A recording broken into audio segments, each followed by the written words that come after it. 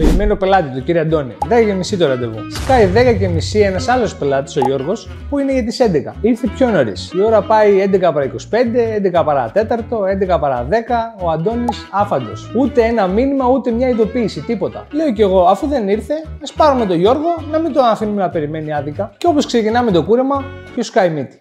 Ο κύριε Αντώνης. Σκάει με υφάκι δικό σου, έχουμε ραντεβού. Το κοιτάω και το λέω ήρεμα. Καλημέρα. Τι ώρα είχαμε ραντεβού, κύριε Αντώνη? Τώρα, μωρέ, έχουμε. Άργησα λιγάκι. Πώς κάνεις έτσι, ρε παιδάκι μου? Ωραία.